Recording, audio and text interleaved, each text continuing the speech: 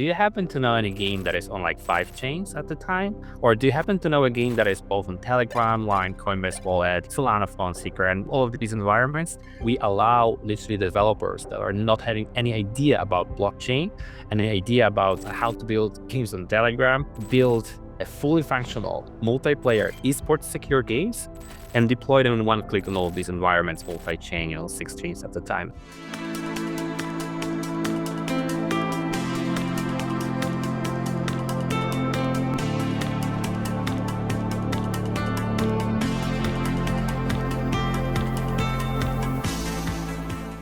Hello and welcome, and I'm Constantin Kogan, and I'm your host for today, and we're having an amazing guest at Holistic Investments. We have Tom Kopera, who's a core contributor to the Olympics protocol. Hi, Tom. How are you? Hello, I'm so good. Thanks for having me. Thanks for invitation. Yeah, looking forward.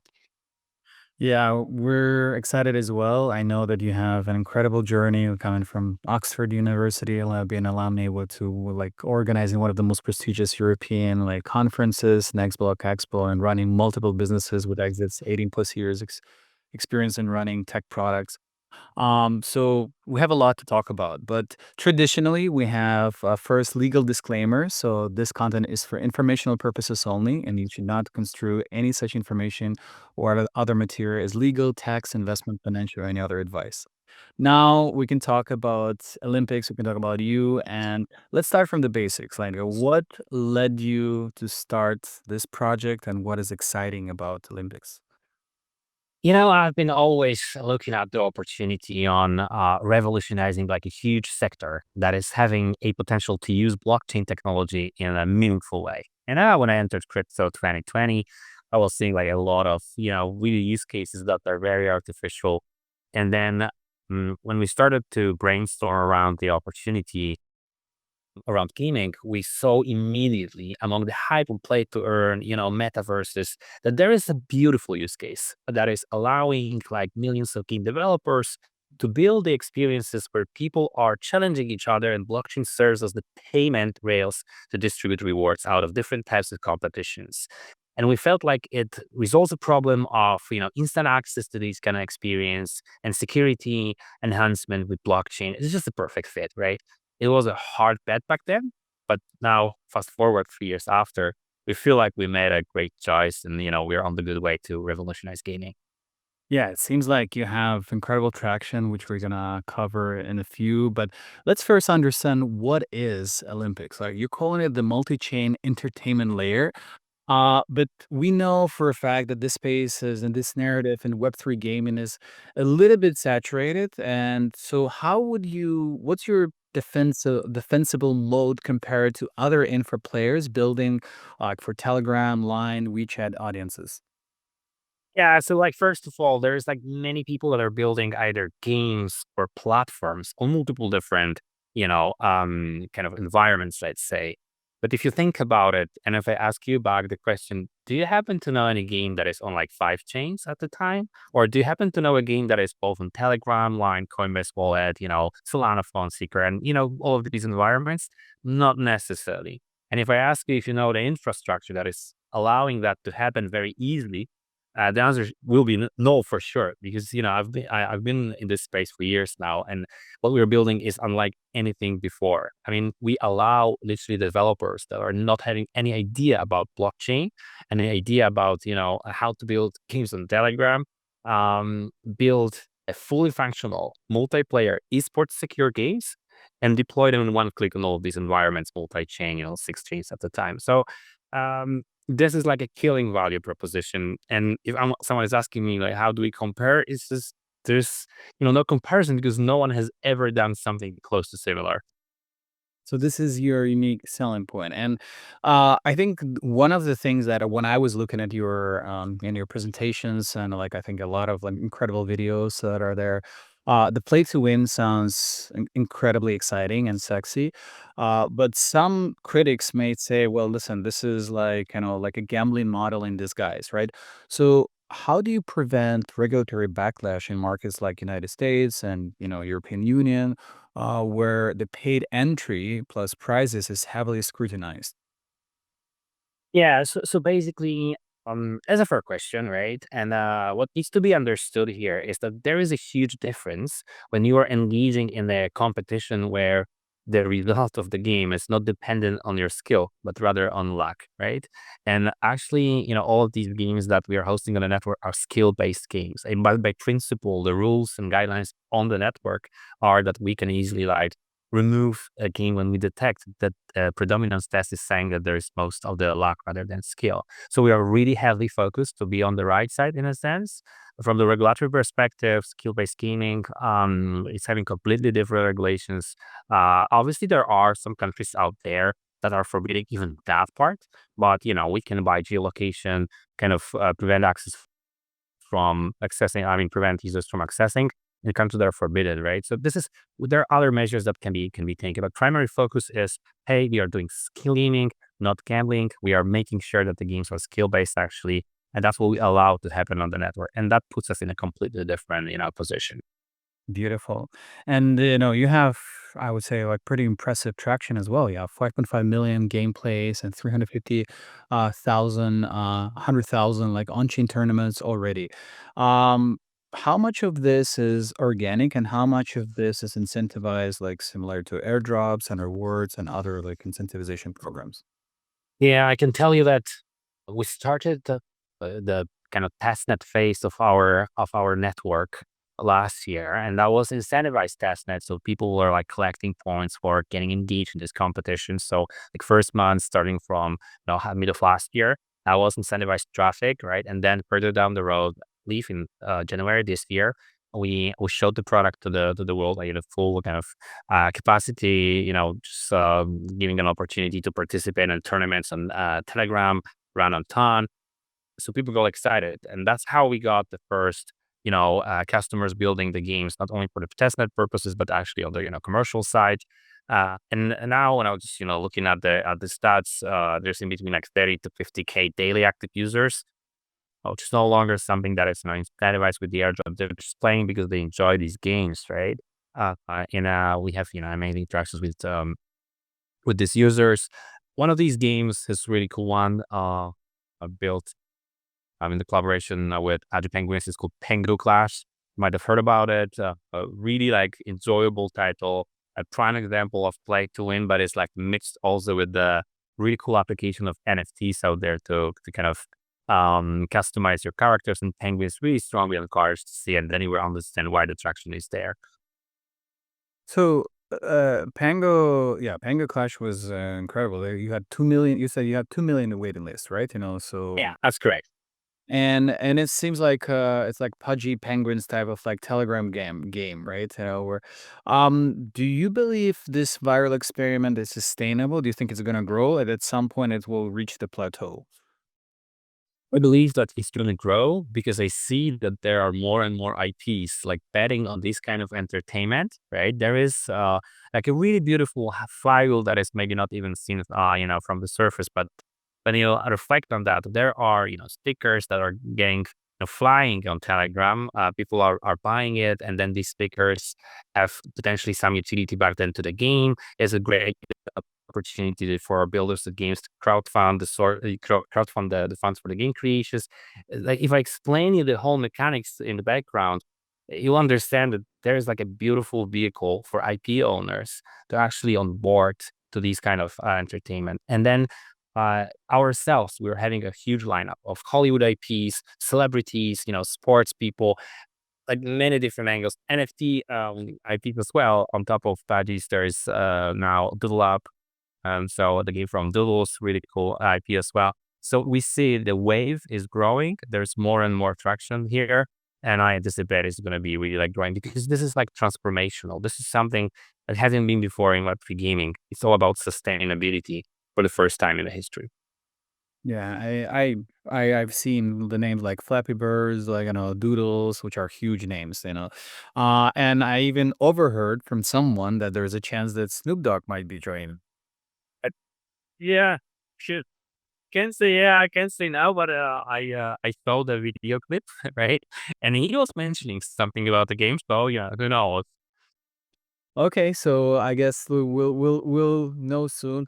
But from a licensing perspective, like, how deep are those relationships? Are they licensing IP, or they're actually co-developing or promoting these games with you? So the whole idea is the way we build it is like we built an ecosystem. I believe we're going to build the biggest like Web3 gaming ecosystem on this planet because the value proposition is like huge. So for the first time in the history, these developers without prior experience can build blockchain-enabled games, multiplayer games, top level of security. They can do it very easily without changing the composition of the team. And in the same time, we provide them with different solutions, being linking them to IP owners, matchmaking them with IP owners. Like, so they make a deal together, but the whole thing, the part of the deal is that they build it on our infrastructure, right? So we profit from that as well, right? So then I wouldn't say we help the marketing, but the ecosystem partners do. They're professionals selling, stickers for the top brands, et cetera, et cetera. So we create this environment when the play to win can actually thrive, benefiting as the underlying layer for all the transactions. No, you definitely understand a few things about business development because you're also working with Lemon Sky Studios, Boombit, Fuero Games, which are also incredible partnerships. Like, so, are all these collaborations full scale development, or just more proof of concept, and like you're trying to find something together? Yeah, I would say for most of these studios, this is a new thing because like Twin is a new thing that is just taking the market by the storm now. So I would call them innovators and pioneers, right? So they're willing to take some kind of risk, which is mitigated by already some successes out there, but the strength of the brand, right? And I would say, obviously, there is an experiment. As with always innovation, that comes an experiment. But in the same time, I think it's well calculated bet, and they're really like heavily involved, dedicating the resources to make this experiment successful. We are also helping that. We also have and see as an infrastructure player all the best practices, something that worked before, something that didn't. So we can recommend, we can kind of transplant the best components and concepts between the games. So the more games out there, the more experience is there, the more traction, engagement. It's what I call network effect. Like every single iteration, and just strengthens everything. So that's how it works. Amazing. And you mentioned several celebrities. Other like, well, maybe you can like which share more like which cinematic IP or sport brands or some specials next on the roadmap. Any teases? Yeah, well, there's just some alphas. If you look on our materials, one of our advisors, Mark Mayers, he's been running a gaming division in Disney, I believe, for 8 years. So this is one of these examples of people that is heavily connected in Hollywood, right? Be it like Disney, Universal Studios, and others. So Mark is helping us greatly. But frankly speaking, like we have multiple different people slash entities that are very like deeply professional in this market. They are let's say, the deal makers for IPs, right? And we are the deal in a sense of infra that can onboard them to the new opportunity. So we work with partners. Like that's our mindset. We grow the ecosystem and grow the partnerships, but in a positive and meaningful way, not just announcing some partnership, but just having real business relationships. No, that's impressive, and he's a legend. So obviously, I'm sure you're in good hands. And you're pushing hard on Telegram, right? But you also have Base and Ton, like both integrations, and you're gonna have more and more. So you're looking into multi-chain solution, and you're betting on like super apps to be primary like distribution channel for Web3 games. So can you elaborate, like still where is gonna be your focus, and like at the TGE, which chain would you prioritize? Yeah. So basically, it's all about the environment that it's having the most amount of users and it's heavily used. And by far, there's Ton and Telegram in that regards. Obviously, the experiments and expansion to other chains, they require still like a lot of like search mode for distribution. Base might be having one with a Coinbase wallet potentially, but we are focused primarily on landing games on Telegram. Mm, and then having said that, we are aware that, Ton is not the like most recognizable chain in crypto. However, it's recognizable in a decent way. But what I'm saying is that not everyone is having a Ton wallet, right? So that's why we are the infrastructure player. We already developed like fiat on ramps with Apple Pay as an example, like to make it very simple to actually buy Ton and then participate in these competitions. The reason why we focus on Telegram so heavily, it's like a very simple bet. When you look at other super apps, like for example WeChat, that's hosting games too, they have 500 million monthly active users out of 1.4 billion I mean, monthly active gamers out of 1.4 monthly active users. So it's like a decent size percentage wise, right? And then when you look at Telegram, 1 billion monthly active users, gamers really at its infancy. So we want to drive that way. And when we become like the core gaming infrastructure on Telegram, we might be like really successful in this environment alone, right? But obviously there are other, venues and places that we want to explore in the future as part of value proposition. But yeah, we're heavily focused now on Telegram, frankly speaking. Got it. And yeah, I'm an investor in Benzilla. So what I've noticed, there's an interesting trajectory. So I'm curious to hear what's your strategy to win the hearts and minds of Web2 gamers who don't really care about like the token side of things, like, but they actually Sure. want to see AAA experience of gameplay.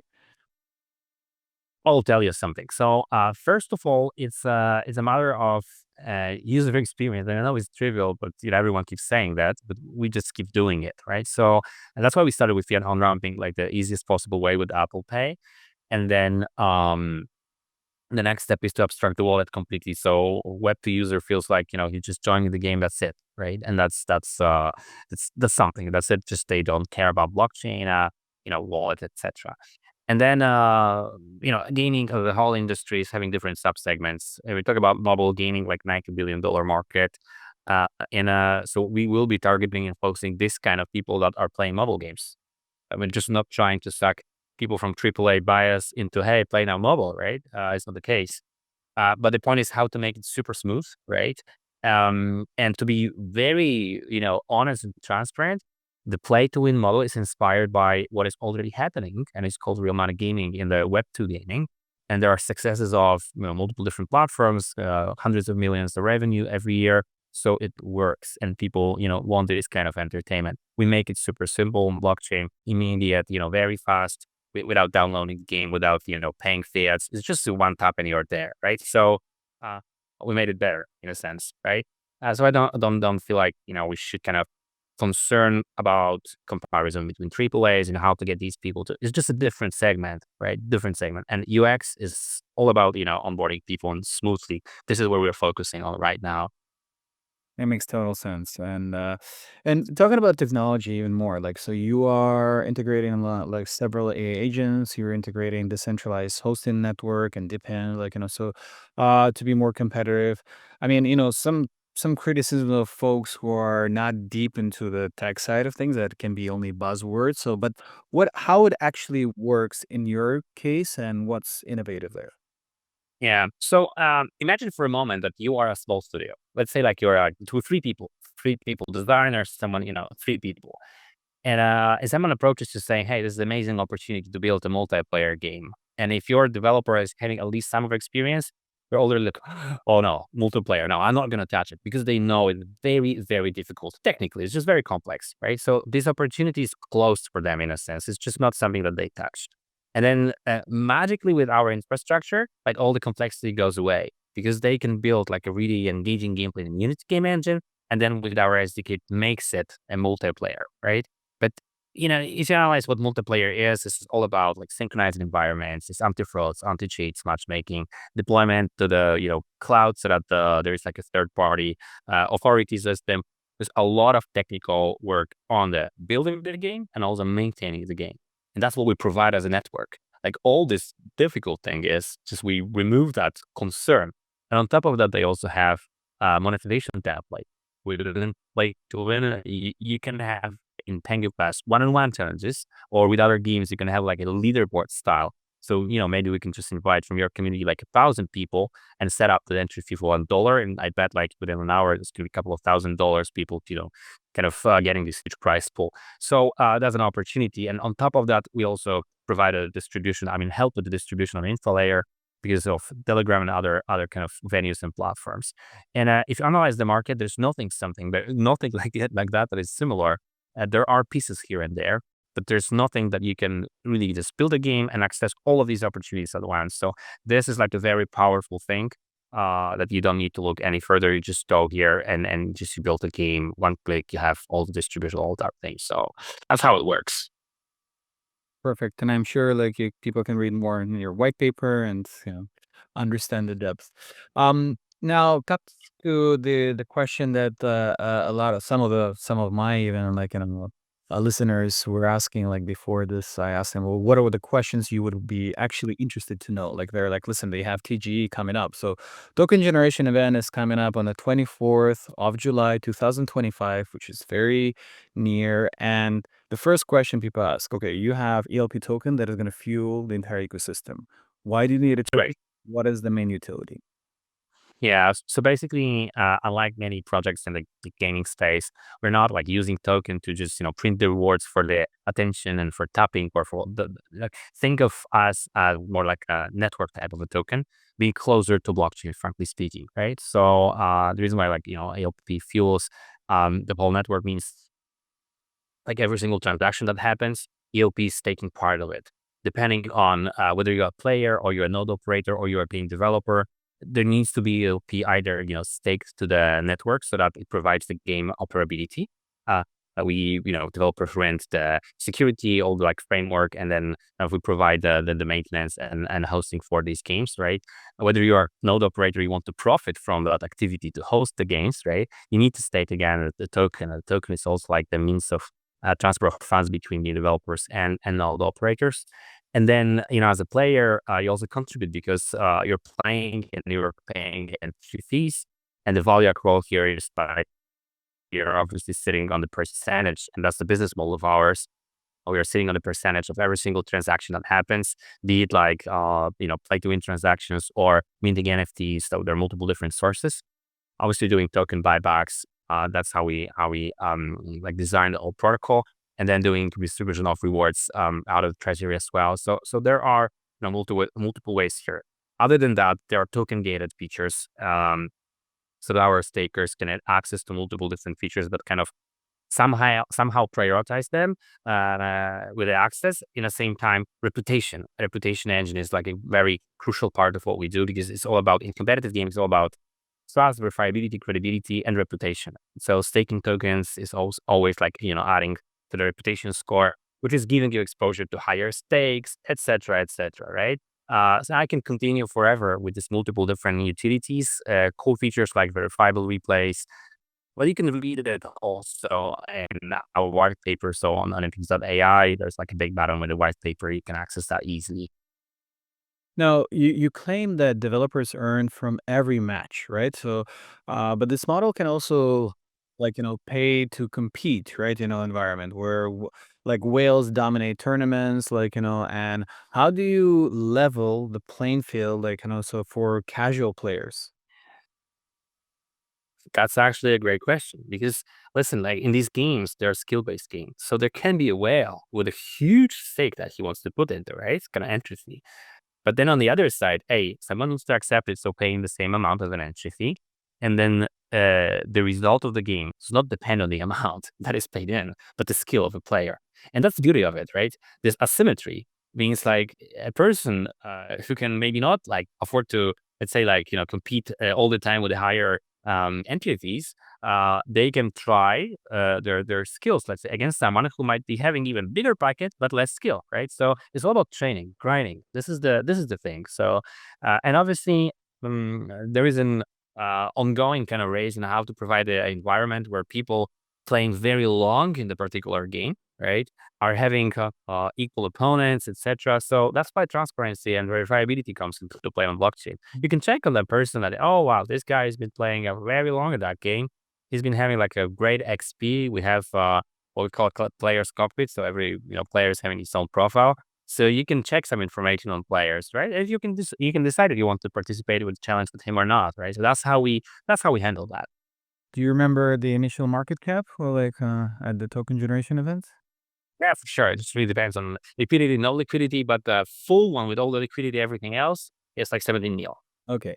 So what percentage of the supply, like, is allocated to your early backers, early investors, right? Like, and what percentage is to like, later supporters? Like, how much of it is like unlocked to prevent, like that people will start selling a lot at the first day? Yeah, for sure. So across all of the rounds and then the fundraising, we were having altogether 23% out there, right? So that's total allocation. we were having 20% unlock, which is sizable, obviously. And that's why we were like pushing so hard with the marketing and growing like the fully fledged infra layer with a fairly small market cap when you compare it to huge projects, blockchains, etc. These are the statistics, and we're big believers in being, frankly speaking, on the opposite side of low flows, which were like dominating at some moment in the market. And similarly to the back then when we were taking our bet on play to win, when there was a hyper play to earn, when we analyzed the low flows, it was like, oh, that's going to end up very badly, right? Very badly. And then markets showed us. So we rather say, hey, we have investors. We want to kind of let them shoot if they like, right? We're ready. We will be like really having a very great float for all the newcomers, etc. So we feel prepared. So from 3.5 billion total supply, what percentage of ELP tokens will be unlocked on day one? So it's going to be around 4%. 4%. Got it. Yeah. So that's roughly will prevent you from like the pitfall of hyperinflation and dumping that, post TG immediately. But at the same time, I'm curious to hear what is your strategy for, for market makers and like, for like other marketing activities to make sure that you have every time you have unlocks, there is not a huge dumps, like happening. Yeah. Yeah, for sure. So first of all, you can understand that we have a big roadmap for months and years to come. Not only big plans, but big developments. Some of them are not even revealed yet. So huge announcements will be coming in August. It's not a coincidence, obviously, but on the other hand side, we just naturally develop these things, right? So we'll be expanding to a new chain. You can connect with us yourself, knowing that we have certain titles, and just you can do the math and logic here. We'll expand to new chains for sure. I anticipate we're gonna have like 10 major IPs end of this year. Um, Really cool new features around like abstracting the wallet, so just getting and tapping into massive audiences on the side of Web2. Uh, AI use case of what we do is just really, really prominent, and just I'm a really big believer. You read the white paper about the agentic gaming, so enabling agents to actually compete in these play to win models and start generating money. This is crazy. This is something really crazy. So there's a lot of stuff happening. The major collaboration with OG meme coin coming up. So there's a lot of stuff, right? And then fast forward in 2026, we'll be deploying the centralized network for hosting these competitions. We're planning to run a launchpad that is allowing people to own a piece of the game and a piece of the revenue on that game because they're shareable on blockchain. Really cool concept, really innovative concept for the whole industry. And I'm not saying also for the only for the Web3 industry, but also for overall gaming, right? So that's what's going to be deployed out of Olympics, as the protocol. So I'm excited for us to come. A lot of developments, a lot of newses. Basically, on side of market making, obviously we are preparing, not only having one but multiple of them. Um, it's been a long process of selection because rumors say, that just you need to be very like strict and careful and build the relationships with them, right? That's what we did basically. So we're prepared on that front. Cannot disclose yet about the venues where we listed, but yeah, there's gonna be several of them. That's how we prepared. Brilliant. And let's say not if, but when Olympics becomes the app store of on-chain games, how do you avoid becoming like a gatekeeper like Apple, charging like devs hefty fees and restricting innovation? Yeah, so let's start with the fact that Olympics being at that stage means like a multi-billion-dollar valuation, right? And at the same time, it means when you look at the tokenomics, like 28% is dedicated to ecosystem growth and network growth, which what it means is like not screwing developers, but giving grants to game creations, right? So we are on completely opposite side, right? So you can track our pricing at the moment, how it all works. If you compare it to the even like let's say similar models, it's either comparable or even like less to the piece. So we really studied the market, how it all works. Like we spent a lot of time, talking to the developers, understanding their pains and potential gains that they expect. So that's how we adjusted. And I'll tell you, like, if we succeed and when we succeed, I would rather say, it means that there are thousands of games out there, like millions of transactions every day, and we are really like flourishing. We are just deploying, to all these environments, and the speed of that adding value for game developers will not like, put us in need of, hey, let's just increase, percentages. It's just, we can increase the amount of transactions, we can increase the scope because we are starting from something that is like this now. And then an opportunity is huge, right? So that's the way we think about it. Beautiful. So if we dream a little bit, what does success look like in 12 months? Like, in terms of, your daily active users, number of IPs onboarded. Let's dream more.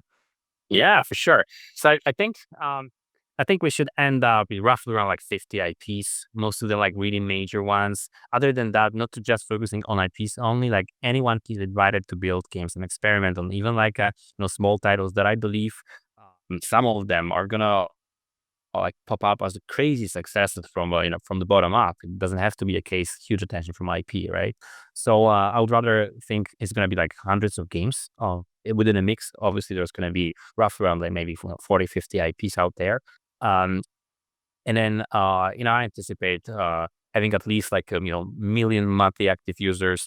It's not even in 12 months. It's just way shorter, like shortly. So maybe we should talk about like tens of millions. When you looked at what was the hype around Tap to Earn back then, hundreds of millions of people playing in hamster combat. I see no reason, like zero reason why people wouldn't be jumping at scale of, a couple of tens of millions monthly active users. But the difference here is we are having a sustainable model, something to stay, something to engage people in a longer term perspective, rather than just the temporary hype. So it's going to be a sustainable business. And when it happens, it means it's going to be very sustainable revenue generating business, which means, especially on the protocol side, which means a lot of buybacks.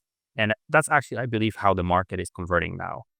There's like a noise versus signal thing. Like the signal becomes who is actually having something that is building a real business rather than just pure hype. Yeah, I think market is transforming, and we are fortunate to be on the right side of the market, I believe.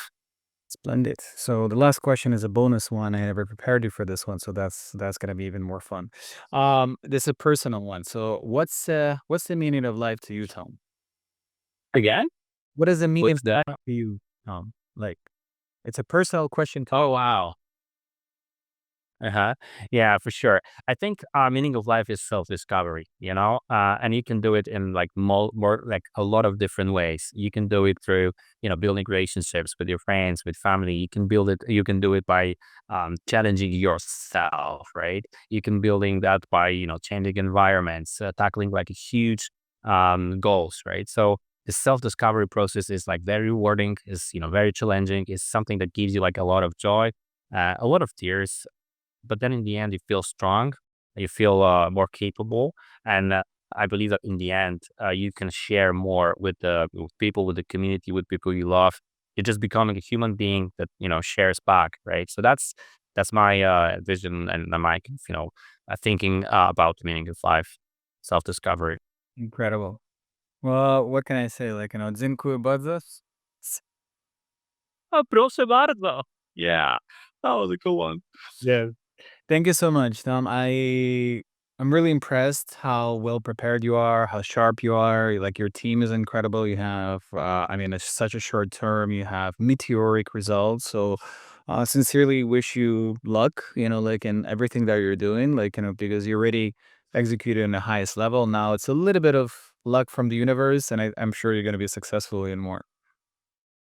Thanks a lot. That was a pleasure, actually. It's all me just transferring all the knowledge and energy. So I really enjoyed it. Thanks a lot for having me. Thank you so much.